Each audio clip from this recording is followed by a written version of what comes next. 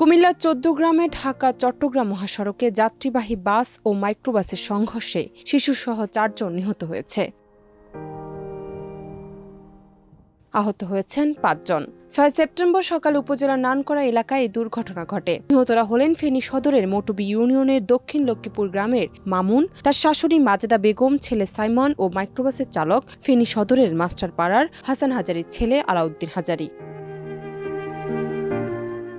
প্রত্যক্ষদর্শী ও পুলিশ বলছে, মহাসড়কের নানকরা এলাকায় সকাল ৬টায় ঢাকামুখী লেনে দাঁড়িয়ে থাকা একটি ট্রাক দেখতে পেয়ে চালক গতি কমিয়ে দেন মাইক্রোবাসটির। এ সময় পেছনে দ্রুত গতিতে আসা স্টারলাইন পরিবহনের একটি যাত্রীবাহী বাস অনিয়ন্ত্রিতভাবে মাইক্রোবাসটিকে ধাক্কা দেয়। এতে মাইক্রোবাসটি মহাসড়ক থেকে নিচে ছিটকে পড়ে যায়।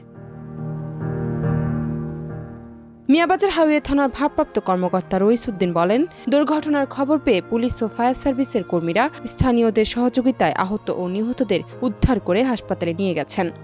যাত্রীবাহী বাসের সাথে একটি মাইক্রো বাসের দুর্ঘটনা ঘটে এবং এই দুর্ঘটনায় মাইক্রো বাসের ৪ জন যাত্রী নিহত হয়। ৪ জন যাত্রীর মধ্যে ৩ জন পুরুষ, ১ জন মহিলা। ৩ জন পুরুষের মধ্যে আবার ১ জন বাচ্চা। এবং আমরা এখন পর্যন্ত যেটা জানতে পেরেছি ২ জন আহত আছে এবং এই দুর্ঘটনায় মাইক্রোবাসের চালক নিহত হয়েছে। দুর্ঘটনা কবলিত গাড়ি দুটি উদ্ধার করে থানায় নেওয়া হয়েছে।